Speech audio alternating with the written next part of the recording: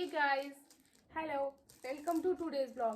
तो गाइस, आपने previous blog में देखा होगा कि हमारा सामान मिसिंग हो गया और हमें वो मिला नेक्स्ट डे। मतलब हम जिस दिन घर पहुंचे हैं उसके नेक्स्ट डे हमारा सामान सेम ट्रेन से आया और हमने किसी की हेल्प ली, उससे हमारा सामान आ गया। तो हम आपको बता दें कि एग्जैक्टली हमारे साथ क्या हुआ था, क्योंकि वो ब्लॉग हमने बहुत हड़बड़ी से बनाया और हम बहुत टेंशन में थे, तो हम ना ट्रेन में बहुत सारी चीजें शूट नहीं कर पाए।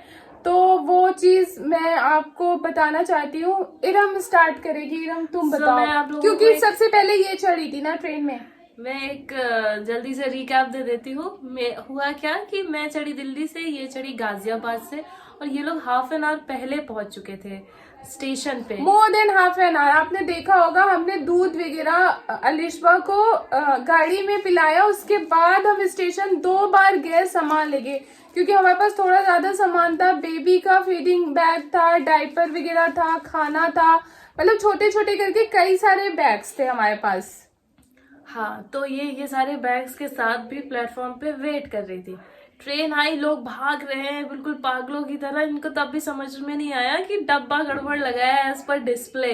ये लोग आराम से बैठे हुए हैं, हेलो गाइस ट्रेन आ गई है, अब हम जाने वाले हैं, ये वो कर रहे थे। हमें ट्रेन में कोई मिलने वाला है ऐसा भी बोल रहे थे, और किसी को देख नहीं रहे कि लोग भाग रहे हैं। भागते भागते ये हुआ, ये ट्रेन में चढ़ गई और आमिर भाई नीचे ही छूट गए सामान के साथ। मैं आपको बता दूं, जब हम बैठे थे हमने वहां पे नहीं, आप प्लीज हमारी बातों पे यकीन कर सकते हैं, क्योंकि ट्रेन हमें पकड़नी थी और सामान भी हमें लाना था, तो हम थोड़ा तो सीरियस रहे होंगे गाइस। तो एक्चुअली क्या हुआ कि वहां पे हमने जो भी वहां के लोकल पर्सन थे, लाइक मतलब रेलवे के लोग थे, हमने उनसे पूछा तो उन्होंने कहा हाँ ट्रेन इसी प्लेटफॉर्म पे आएगी और डिस्प्ले पे दिख जाएगा जो भी डब्बा आपका जहाँ पे लगेगा। तो जहाँ पे डिस्प्ले हो रहा था डब्बे का, हम उसी के नीचे एग्जैक्टली बैठे हुए थे, तो हम डबल श्योर थे कि हमारा डब्बा यहीं लगेगा। और एक चीज मैं इरम को बताना चाहती हूँ, इरम की बहुत बड़ी मिस्टेक है, क्योंकि मैं कंटिन्यूसली ना फोन पे थी इनके साथ, तो इन्होंने ये नहीं बताया कि डब्बा जो हमारा है, जो हमारा वो बिल्कुल ट्रेन के बैक साइड लगा है। हमने इन्होंने बोला मिडिल में है, तो मैंने कहा हम ऑलमोस्ट मिडिल में थे। हमने कहा 1-2 डब्बा आगे पीछे होगा, सही होगा, तो हम आराम से बैठे हुए थे। बिल्कुल आगे थी। अच्छा, आगे के तीसरे डब्बे पे थी ये। शायद आगे के तीसरे डब्बे पे थे। फिर क्या हुआ गाइस कि आमिर जो थे वो सारा सामान, जो भी छोटा छोटा जो एग्जैक्टली यूजफुल सामान था, वो सारा वो उठा लिए, और जो यूजलेस बैग था, जो अलिशबा के कपड़े छोटे हो गए थे या जो मुझे घर पे छोड़ के आना था, जो कि हमें यूज नहीं करना था, वो एक बैग में रखा हुआ था, रेड वाले बैग में। तो वो बैग वो मेरे पास और अलिशबा को मेरे पास छोड़ के वो सारा बैग लेके चले गए। उन्होंने कहा कि मैं छोड़ाता हूँ, और आपको मैंने प्रीवियस ब्लॉग में बताया होगा कि मेरी तबीयत थोड़ी खराब थी, तो मैं ना इतना सारा वेट कैरी करके चल भी नहीं पा रही थी। और अलिशबा भी रोने लगी बिल्कुल, जब ट्रेन आई उस टाइम वो रोने सी लग गई। तो ये उन्होंने कहा कि मैं ये सारा सामान इरम के पास छोड़ के फिर तुमको लेके चलता हूँ, तुम थोड़ा थोड़ा अलिशबा को लेके आगे आती रहो। मैंने कहा ठीक है। मैंने एनी हाउ मैनेज किया, और एक वहाँ पे हमें स्टेशन पे एक बंदा मिल गया, वो भी हमारी हेल्प कर रहा था। उसने कहा चलो हम इस ट्रेन तक आपको चढ़ा देते हैं। उसे लगा मैं अकेली हूँ। फिर आमिर जो थे वो इरम से फोन पे कांटेक्ट में थे, और मैंने अपना फोन पॉकेट में डाल लिया। तो इरम ने शायद मुझे बीच में फोन भी किया होगा, तो मैं अलिशबा को गोद में ली हुई थी, क्योंकि वहां पे ना स्टेशन पे बहुत भाग दौड़ रहे थे लोग। अलिशबा कहीं उसे लग ना जाए, इसलिए मैंने उसे गोद में ले रखा था। तो मुझे पता भी नहीं चला था कि फोन रिंग कर रहा है। तो क्या हुआ कि ट्रेन ना बिल्कुल हल्की सी मूव करने लगी प्लेटफॉर्म पे। तो सब जो भी नीचे थे लोग, वो बोले यहीं चढ़ जाओ, यहीं चढ़ जाओ, अदरवाइज ट्रेन छूट जाएगी। तो मुझे ना, मैं आई वॉज श्योर कि सामान इरम तक पहुंच चुका है, क्योंकि इरम ऑलरेडी ट्रेन बोर्ड कर चुकी थी दिल्ली से। तो मैं वहीं पे चढ़ गई। जब मैं चढ़ गई, जब मैंने नीचे जाके देखा ना, तो सारा सामान लेके आमिर जो है वो प्लेटफॉर्म पे ही खड़े हुए थे। अब मैं क्या करूं? मैं उस टाइम बिल्कुल लॉस्ट सी हो गई, क्योंकि उसमें कपड़ों का मुझे कुछ नहीं है। वो हम अपने ही घर आ रहे थे, तो यहाँ कपड़े मिल जाते हैं, मेरे भी अलिशबा के भी, हम परचेज कर लेते कुछ भी। पर उसमें मेन चीज थी अलिशबा की फीडिंग बॉटल, और उसका मिल्क वगैरह जो भी उसका फूड था, वो हमारा डायपर वगैरह वहीं रह गया, जो कि बहुत जरूरी था। क्योंकि ओवरनाइट की जर्नी थी, उसमें दूर दूर से हर 2 घंटे 3 घंटे में वो थोड़ा सा दूध पीती है, वो चाहिए था। और भूख के मारे ना वो बिल्कुल रह नहीं सकती थी। मुझे सबसे ज़्यादा टेंशन हो रही थी कि डायपर का और दूध का बैग वो मुझे मिल जाए एनी हाउ। फिर लेकिन वो हमें मिला नहीं। तो जब मैं चढ़ी थी तो मैंने देखा कि सामने वाली बर्थ में 2 बच्चे थे जो काफी रो रहे थे, तो मुझे पता चला। तो मैंने उनसे एक नहीं, कटोरी उसके बाद मैं बता दूं, उसके बाद मैंने टीटी जो वहां पे था वो ऐसा बंदा था, मैं क्या बताऊं गाइस, मुझे बोलना नहीं चाहिए। मैंने उसे इतनी बार बोला चेन पुलिंग कर दो, चेन पुलिंग कर दो, उसे पता ही नहीं कि ट्रेन में चेन पुलिंग कहाँ होगी। वो बोला मुझे नहीं पता, मुझे नहीं पता, इसमें ट्रेन थोड़ी और स्पीड पकड़ ली। मैंने वहां पे जितने लोग थे उनसे रिक्वेस्ट करती रही, क्योंकि मैंने अलिशबा को कैरी कर रखा था, प्लीज चेन पुलिंग कर दो। Nobody is there to help us. Even TT मेरे सामने ही खड़ा था, मैं जहां जिस डब्बे में एंटर हुई सामने टीटी था, टीटी ने भी कोई हेल्प नहीं की गाइस। और वहां पे ना बहुत सारे लोग ना जो इधर उधर चढ़ गए थे, मतलब अपने बोगी के बजाय किसी और बोगी में चढ़ गए थे, तो वो सारे इंटरचेंज कर रहे थे। उसमें मैं भी घुस गई इंटरचेंज करने के लिए, क्योंकि मुझे अपने डब्बे तक पहुंचना था अलिशबा के पास। अब मैं क्या करूं, मुझे कुछ समझ नहीं आ रहा था। मैंने फिर इरम को फोन किया, मैंने कहा मैं तो ट्रेन में चढ़ गई हूँ। अब इरम से बोला तुम इधर की तरफ बढ़ो, मैं इधर की तरफ बढ़ती हूँ, कहीं मिल जाएंगे। अलिशबा बहुत रोने लग गई इतनी भीड़ भाड़ देख के ना। फिर क्या हुआ कि गाइस मैं भी आगे बढ़ी और इरम भी उधर से आगे बढ़ी। फिर एनी हाउ हम बीच में मिले, फिर वापस गए।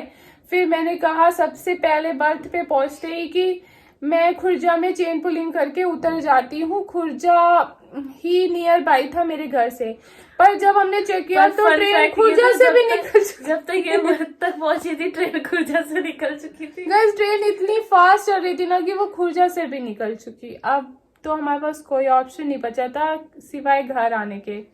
और हम कंटिन्यूसली बात कर रहे थे, आमिर से फोन पे टच में थे कि किसी नेक्स्ट एक ट्रेन आने वाली है उसमें एनी हाउ सामान रख जाए। तो पर किसी ने वहां पे जो गार्ड था, एसी मैन था उस ट्रेन का, उसने सामान रखने से मना कर दिया और इस तरीके से प्लेटफॉर्म पे उनको बज गया 11।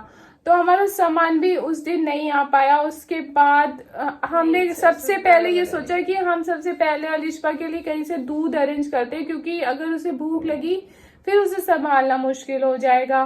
फिर वहां पे इरम काम आई। मैं कहाँ काम आई, वो बंदा काम आया। हाँ तुम बताओ ना, कटोरी वाला दूध।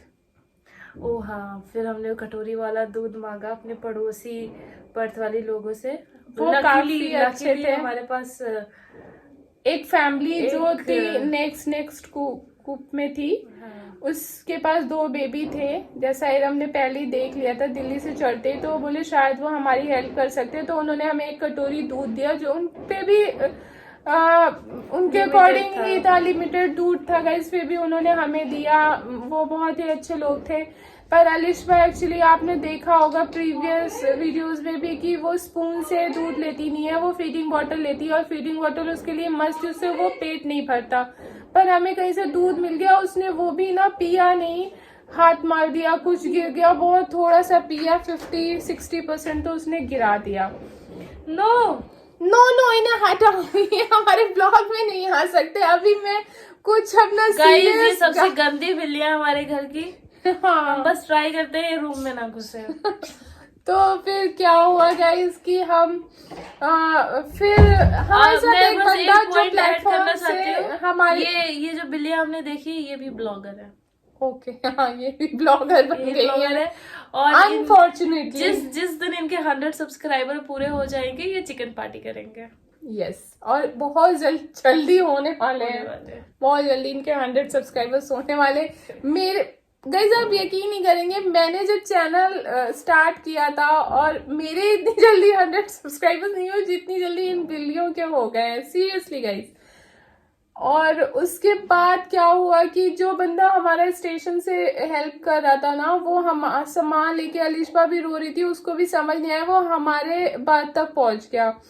फिर हमें पता चला वो भी एक रेलवे एम्प्लॉई है, तो उससे हमने हेल्प मांगी, तो उसने कहीं से, नेक्स्ट स्टॉपेज ट्रेन का था कानपुर, तो क्या हुआ उसने कानपुर में कहीं से हमारे लिए, किसी से उसका कोई फ्रेंड था जो भी कानपुर में पोस्टेड था रेलवे स्टेशन पे, तो उसने उससे कांटेक्ट करके डायपर का पैकेट, दूध का पैकेट और एक फीडिंग बॉटल अरेंज किया, जो 3 चीजें हमें बहुत जरूरी चाहिए थी अलिशबा के लिए, उसके बिना हम रास्ता मतलब अगर उसे भूख लगती ना तो 10 मिनट भी बेयर करना हमारे लिए मुश्किल था। फिर क्या हुआ कि गाइस 2 चीज काम आई, एक मेरे ऑफिस की दिवाली गिफ्ट हाँ और दूसरा इनके ऑफिस से दिवाली गिफ्ट मिला था जिसमें चिप्स का पैकेट वो था, क्योंकि हमने खाने पीने का सारा सामान अलिशबा का वहीं छोड़ दिया और पेंट्री उसमें थी नहीं। पर हमने नहीं पेंट्री वाले से पूछा, जो एक खाने का पूछने आते, उन्होंने बोला 11-12 बजे तक वो थोड़ा दूध का अरेंजमेंट कर देंगे, पर वो बंदा दोबारा आया ही नहीं। तो गाइज वही जो चिप्स विप्स इनके ऑफिस में दिवाली गिफ्ट मिली थी उससे अलिशबा खेलती रही। और ट्रेन पहुंची है 1:15 के 1:30 के आसपास कानपुर, वहां पे हमें सामान मिल गया और सबसे पहला काम किया हमने अलिशबा को दूध पिलाया और तब जाके वो सोई है। और गाइज हम इतने लॉस्ट हो गए कि ये उसको इतना मैनेज करने में हम इतना बिजी हो गए ना कि ये सारी सिचुएशन को हम शूट नहीं कर पाए। I am sorry for that. और गाइज मेरे एक फ्रेंड है जानने वाला जो कि रेलवे में है, फिर मुझे एकदम से क्लिक हुआ उसका, तो मैंने उसे फ़ोन किया और मैंने उसे बोला कि ऐसे ऐसे हमारे साथ हो गया है। तो उसने बोला कि क्या करना है अभी, तो हमें कुछ समझ नहीं आता। मैंने कहा नहीं, हमें कहीं से अरेंज हो गया कि कानपुर में हमें दूध वगैरह तो मिल जाएगा। तो उसने कहा हम तुम्हारा सामान नेक्स्ट, आज तो सारी ट्रेनें जा चुकी हैं, अब तुम्हारे यहाँ पे जो ट्रेनें जाएंगी वो नेक्स्ट डे की हैं, तो हम तुम्हारा सामान नेक्स्ट डे पहुंचवा सकते हैं इफ़ यू रिक्वायर्ड। तो एक्चुअली क्या था ना गाइस कि इतना इम्पोर्टेंट सामान था नहीं, क्योंकि मेन चीज़ थी रास्ता कटना, दूध और डायपर, जो कि हमने सोच लिया था कि वो आज हमारा वाला तो हमें मिलने वाला नहीं है। तो हमने कहा चलो ठीक है, अगर मिल जाए तो ठीक है। तो उसने कहा कि जो भी वैल्यूएबल सामान है लाइक लैपटॉप वगैरह वो अपना निकलवा लो और वो घर वापस करवा दो, बाकी सामान तुम प्लेटफॉर्म में। उसने किसी कांटेक्ट बंदे का नंबर दिया उनके, तो उन्होंने अपने किसी नोन बंदे का नंबर दिया और उससे हमने कांटेक्ट किया, मतलब मेरे हस्बैंड ने, आमिर ने। तो उन्होंने क्या किया कि वो सामान उस बंदे ने रख लिया और बोला कल मैं सेम इसी ट्रेन से सामान भेज दूंगा। उसके बाद आपने आगे देखा ही होगा, नेक्स्ट डे वो सामान हमारे पास आ गया। वो हमारे लिए बहुत खुशी का टाइम था और वो हमने पूरा वीडियो शूट किया क्योंकि हम खुश थे। और गाइस मैं एक चीज़ और आपको दिखा दूँ, ये हमने आते ही अपना भाई बंधु बना लिया है एक आउल। तो आप मुझे बताओ ये कैसा बना है। और इसमें ये सीक्वेंस ये लगाना चाह रही है, ये अभी फिक्स नहीं है।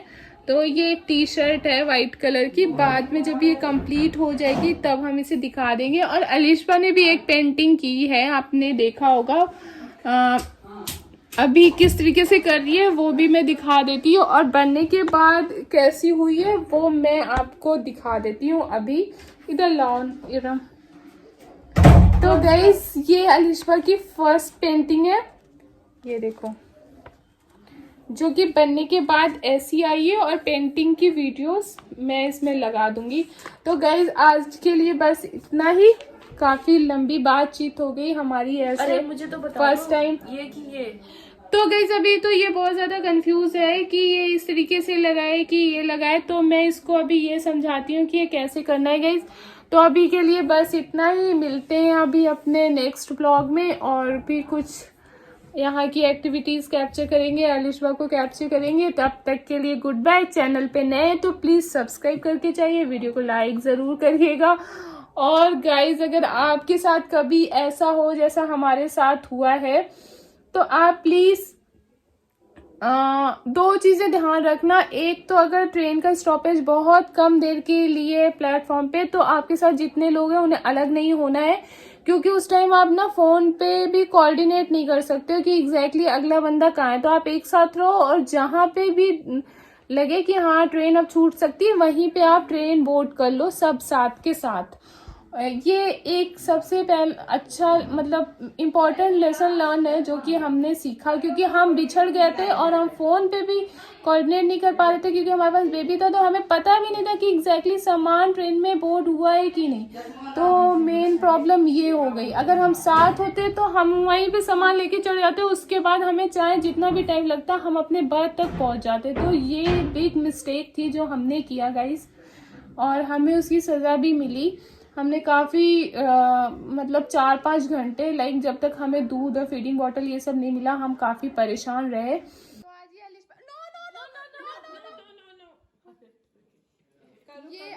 की फर्स्ट पेंटिंग जो अलिशबा ने बनाई है फाइन आर्ट्स, तो जिसको जो समझना है समझ ले। मॉडर्न आर्ट या fine art what ever, Alishba ने बहुत अच्छा टाइम किया, बहुत अच्छा। अलिशबा तुम कुछ कहना चाहती है बेटू? अलिशबा नहीं, अभी वो काफी बिजी है कलरिंग में। तो गाइज मैं आपको बता दूं, ये सारा फैब्रिक कलर है, तो ये परमानेंट कलर है, क्योंकि कहीं कपड़े में लगाएगी तो छूटेगा भी नहीं। पर अभी ये माशाल्लाह से इसने बहुत सफाई से बनाया, कपड़े में कहीं लगाया नहीं है। और दोनों हाथ से, ये तो रानी लक्ष्मी बाई बन गई है भैया। दोनों हाथ में ब्रश है, ये देखो, ये देखो। इरम तुम ऐसे छोड़ के नहीं जा सकती, वो देखो कपड़े में लगा ली, कपड़े में लगा ली। बस हो गया तुम्हारी पेंटिंग, आज की पेंटिंग समाप्त। Very good.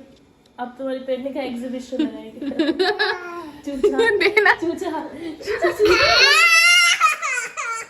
यार, दे दो यार, अब क्या किया जाए, वैसा कलर नहीं है क्या? अरे यार, इसको पेंट करना ही करना है आज। लो चूचा लो। बहुत।